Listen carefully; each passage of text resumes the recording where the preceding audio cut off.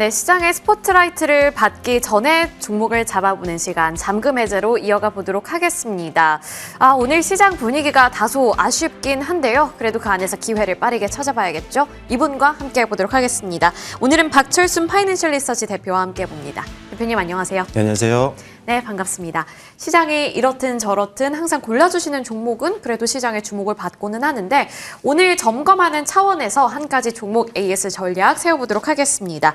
STI 나와 있고요. STI를 비롯해서 반도체 관련주들이 최근 들어서 약간 흔들리고 있습니다. 하지만 또 마이크론의 실적이 좋게 나온 마당에 이 투자 심리의 흔들림이 멈춘다면 다시 한번 주목을 받을 수 있지 않을까 이런 생각도 드는데요. 어떤 관점이실까요?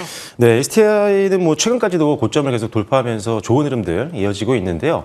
역시나 이 반도체 섹터 안에서도 HBM 관련된 어떤 모멘텀이 있는 또는 기술력을 갖고 있는 기업 그리고 캐시카우가 안정적이기 때문에 실적 변동성이 좀 적은 기업들이 상대적으로 변동성 없이 좀 우상향이 지속이 되고 있는 상황입니다. 오늘 같은 경우 반도체 종목들이 대부분 다 개파락해서 출발해 있고 STI도 역시나 비슷한 흐름들을 보였지만 낙폭은 충분히 빠르게 만날 수 있을 걸로 보고 있는데요.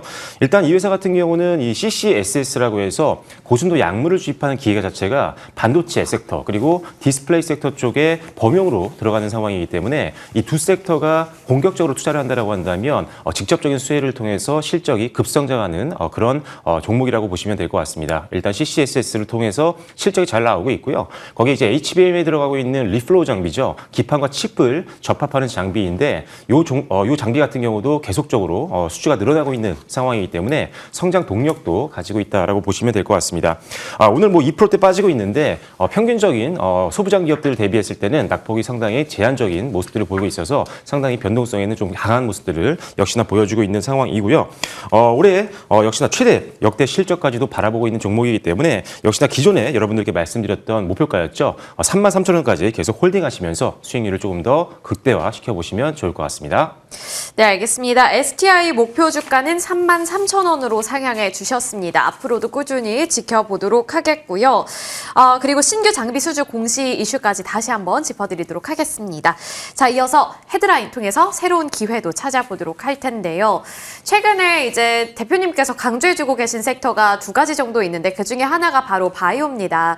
이제 내년을 대비해보는 전략을 연말에 세워봐야 할 텐데 내년에 이제 또 바이오와 관련해서 JP모건 헬스케어 컨퍼런스라는 대표적인 이벤트가 예정이 되어 있습니다. 1월 12일에 개막할 예정인데 이 안에서 참가하는 기업들은 참 많잖아요. 네. 어떤 종목들을 어떤 기준으로 선별해야 할지 그리고 언제까지 그 모멘텀을 잡아봐야 할지 네. 이후로 보세요? 아니면 이전에 다 잡아야 한다 보세요? 네, 당연히 이전에 잡아야 됩니다. 우리가 기본적으로 이벤트 드리븐 전략, 즉 일정 매매를 할 때는 그 일정, 주요 일정이 시행이 되는 날짜, 그 전에 가장 먼저 1, 2개월 전부터 천천히 담아가는 전략이 굉장히 중요하고요. 오히려 그 일정이 시작이 되는 날 재료 소멸로 낙폭이 나오는 경우도 있기 때문에 역시나 선제적인 투자가 중요하다라고 보시면 될 것 같습니다. 특히나 이 JP모건 헬스케어 같은 경우는 제약바이오 섹터 내에서 연내 가장 큰 주요 핵심 이벤트라고 보시면 되는데 그래서 보통 이제 12월 달부터 시작해서 액티브 자금들이 들어오면서 주가가 올라가는 경우가 많습니다. 특히나 메인 트랙에서 발표를 하고 있는 기업들이라든지 또는 역시나 참여를 통해서 회사를 좀 알리는 기업들 같은 경우가 역시나 시장에 관심도가 모여지는데요. 과거를 본다고 하면 유한양이라든지 한미약품, ABL바이오 이런 기업들이 실제로 JP모건 헬스케어에 참여한 이후에 기술 수주까지 이어지면서 급등이 나왔던 전례들이 상당히 많았습니다. 그만큼 JP모건 헬스케어에서 다양한 성과들을 기대해 볼 수 있는 상황이기 때문에 다음 달에 열리는 2026년도 JP모건 헬스케어에 참여하기 예정이 되어 있는 기업들 예를 들어 메인 트랙에는 셀트리온과 삼성바이오로직스가 지금 메인 트랙에서 발표를 앞두고 있는 상황이고요. 그 이후에는 D&D 파마텍이라든지 아니면 알테오젠, 휴젤 이런 기업들이 발표를 앞두고 있는 상황이기 때문에 이런 기업들 위주로 좀 여러분들이 베팅하시면 좋을 것 같다. 그리고 오늘도 사실 전반적으로 지금 제약바이오 특히나 바이오텍 중심으로 해서 반등이 좀 나오고 있는 종목이니까요.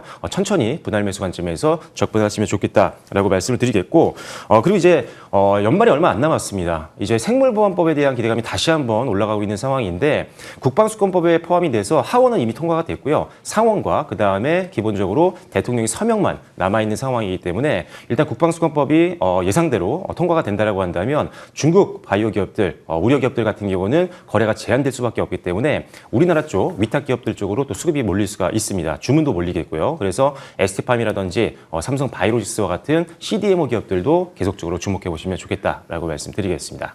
네, 제약바이오는 최근 들어서 여러 번 강조해 주셨는데 이번에도 강조해 주셨고요.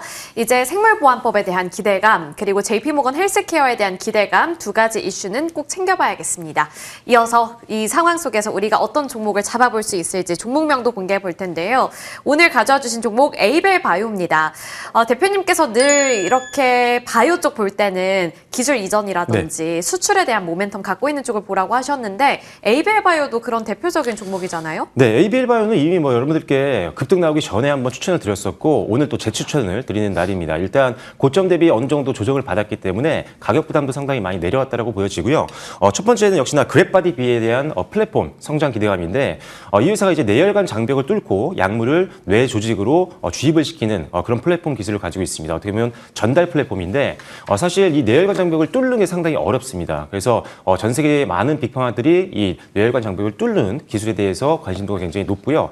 실제로 그래서 이 회사 같은 경우는 일단 기본적으로 사노피라든지 GSK라든지 그리고 추가적으로 일라이릴리 쪽으로 이제 기술 이전이 완료가 됐고요. 특히나 일라이릴리가 최근에 이제 지분 투자까지 병행을 했었는데 이게 굉장히 의미가 있습니다. 이 지분 투자가 사실 이런 대형주에서는 최초로 있었던 일이거든요. 그만큼 일라이릴리가 이 회사가 가지고 있는 이 BBB 셔틀 플랫폼에 대해서 상당히 성장 가능성을 높게 평가하고 있다는 거기 때문에 앞으로 추가 계약에 대한 기대감도 좀 있다라고 좀 보시면 될 것 같고요. 그리고 실제로 일라릴리뿐만이 아니라 지금 이 ABL 바이오가 사실 과거에 연내에 한 2건 정도의 기술 수출이 있을 거다라고 언급을 좀 했었거든요. 네. 그 중에 하나가 이제 나왔잖아요. 방금 일라릴리가 기술 이전을 했기 때문에. 그리고 연내에 또 하나가 나올 수 있을 것 같은데 뭐 비만 치료제라든지 이런 쪽으로 하나의 더 기술 수출이 연내에도 나올 가능성이 있기 때문에 뭐 기술 수출을 기대하면서 좀 투자를 할 종목들을 찾는 분들이라면 ABL 바이오 꼭 한번 지켜보시면 좋을 것 같습니다. 네, 기술 이전에 대한 모멘텀 두 가지가 있다고 미리 잡아주셨는데 이번에 또 비만 치료제와 관련해서 모멘텀을 하나 더 기대해 볼 수 있을 것 같다라는 말씀 들어봤습니다. 이어서 두 번째 키포인트도 짚어볼 텐데요. ADC 늘 나오는 키워드죠. 네, 뭐 ADC라고 하면 뭐 리가켄 바이오를 떠올리시는 분들이 있을 텐데 지금 이 ABL 바이오도 자회사죠. 네옥바이오라는 미국 자회사를 통해서 지금 ADC 특히나 이중항체 ADC 관련된 치료제를 개발을 하고 있는 상황입니다. 그래서 일단은 어느 정도 성과가 나온다라고 한다면 매각이라든지 또는 상장을 통해서 다시 한번 가치를 재평가받을 수 있기 때문에 ADC 관련된 사업에 대한 기대감도 있는 상황이다라고 보시면 될 것 같고요. 그리고 임상 모멘텀도 좀 있는데요. 담도암, 대장암, 그다음에 위식도암 관련된 파이프라인이 있는데 이게 이제 내년 1분기 때 임상 결과 발표가 나올 걸로 예상하고 있습니다. 상당히 긍정적인 결과가 나올 걸로 보고 있기 때문에 임상 모멘텀을 가지고 또 베팅한 종목들을 찾는 분들이라면 역시나 ABL 바이오는 빼놓지 않고 봐야 되는 임상 관련된 성장주다라고 보시면 될 것 같습니다. 네, 인상과 관련해서도 성장 기대감 갖고 있습니다. 두 가지 키포인트 짚어봤고요. 이어서 가격 밴드 설정해 보겠습니다. 오늘 그래도 시장 대비해서는 1%대 상승 흐름 보여주고 있는데요. ABL 바이오는 이렇게 추적 관찰해주고 계실 만큼 현재 시점에서 어느 구간에서 잡아보는 게 좋을까요? 네, 일단 지금 오늘 이제 조정이 어느 정도 마무리되고 드디어 반등 나오면서 양봉으로 지금 움직임이 나오고 있는 상황입니다. 충분히 지금 상황에서는 분할 매수 관점 접근 가능하다고 보시면 될 것 같고요. 목표가는 역대 최고가를 조금 더 상향 돌파해서 23만 원까지 제시를 해드리도록 하겠고요. 손절 라인 같은 경우는 16만 원으로 전저점을 말씀드리도록 하겠습니다. 네, 현재 구간에서 분할 매수 가능하다라는 말씀 주셨고요. 목표 주가 23만 원, 리스크 주의 구간은 16만 원으로 잡고 대응 이어가 보도록 하겠습니다. 이어서 두 번째 헤드라인 살펴보시죠.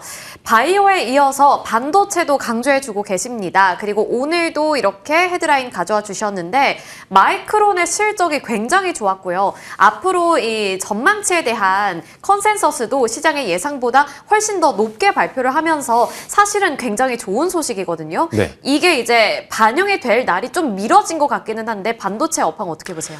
일단 저는 지금 조정은 무조건 매수의 기회라고 보고 있는 상황인데 뭐 이유를 말씀을 드리자면 일단 최근에 이제 오라클이라든지 브로드컴의 실적 발표 이후에 투자 지연에 대한 어떤 우려감이라든지 아니면 추가적으로 수익성 악화 논란, 그다음에 밸류에이션이 좀 부담된다라는 이런 리스크적인 부분들이 부각이 되면서 대다수의 기술주들이 많이 급락을 했습니다. 특히나 AI 관련된 종목들이 모두 다 미국뿐만 아니라 우리나라도 조정을 좀 길게 받고 있는 상황인데 다행히 오늘 이제 새벽에 나왔던 이제 마이크론 실적 발표 이후에 이 우려감은 어느 정도 줄어들고 있는 상황인 것 같습니다.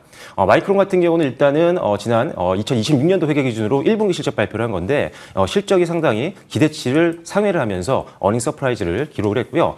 이것도 중요하지만 실적 가이던스도 중요합니다. 마이크론이 예상하고 있는 실적 가이던스 역시나 시장의 기대치를 훨씬 더 웃도는 실적을 나올 것으로 지금 발표를 했기 때문에 역시나 이 반도체 쪽에 대한 우려감은 더욱더 낮아지고 있는 상황이다라고 보시면 될 것 같고요.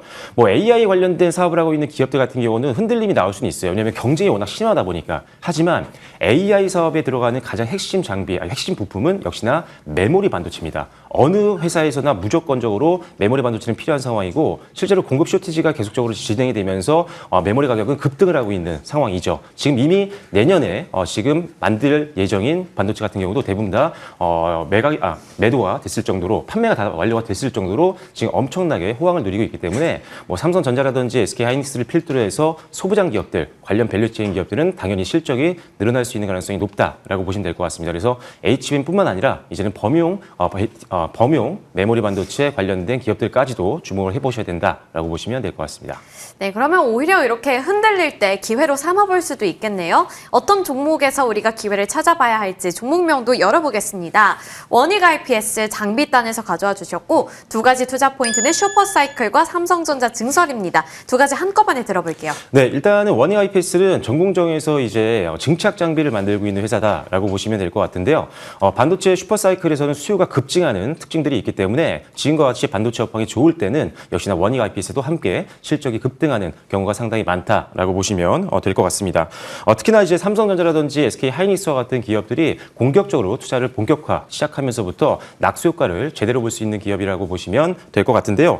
그 안에서도 삼성전자 매출 비중이 50%가 넘습니다. 그런데 과거에는 사실 SK하이닉스에게 삼성전자가 밀렸기 때문에 상대적으로 조금 이게 리스크 요인이라고 할 수가 있었지만 이제는 오히려 삼성전자가 파운드리라든지 이런 쪽으로 공격적인 투자가 들어갔고 대규모 수주가 들어갔기 때문에 장비 납품량이 훨씬 더 늘어날 수 있다. 그래서 과거에는 리스크였던 부분들이 오히려 이제는 레버리지 효과를 기대해 볼 수 있는 상황이기 때문에 삼성전자의 대규모 투자는 결국 이 원익 IPS 실적 급증으로 이어질 수 있다라고 보시면 될 것 같습니다. 거기에 약간 좀 걱정됐던 디스플레이 쪽 관련된 사업 같은 경우도 이제 회복세가 확인이 되고 있기 때문에 반도체 사업부와 그다음에 반도체 디스플레이 사업부 모두 다 회복세를 기대해 본다면 지금 충분히 조정받는 구간에서는 매수 관점으로 접근하는 게 맞다라고 말씀드리겠습니다.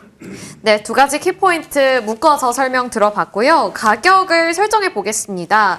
오늘 원익 IPS가 주가가 많이 빠지고는 있어요. 하지만 뭐 유의미하다고 봐야 될진 모르겠지만 아까 뭐 7% 넘게 하락하던 게 6%까지 조금 줄이긴 했거든요. 네. 오늘 잡아보는 거 어떻게 보세요? 오늘 전반적으로 이제 뭐 반도체 소부장 관련된 기업들이 개파락 출발한 이후에 조금 낙폭이 좀 유지가 되는 기업들도 있고 대부분 근데 회복이라든지 양봉 전환까지 나온 기업들도 상당히 많이 있습니다. 돌아가면서 올라올 수 있는 가능성이 있기 때문에 오히려 낙폭을 활용하시면 좋을 것 같고요. 아직 전저점이 무너지지 않았기 때문에 충분히 매수 가능하다고 보고 있습니다. 자, 목표가는요. 최고가 부분이죠. 75,000원으로 제시를 해드리도록 하겠고요. 손절 라인은 전 저점 부분입니다. 살짝 아래 54,000원으로 제시해드리도록 하겠습니다. 네, 원익 IPS입니다. 목표가는 75,000원, 리스크 주의 구간 54,000원으로 잡고 대응 이어가 보도록 하겠습니다. 저희 이쯤에서 마무리 지어볼게요. 지금까지 박철순 파이낸셜 리서치 대표님과 함께 해봤습니다. 오늘 말씀 고맙습니다. 감사합니다.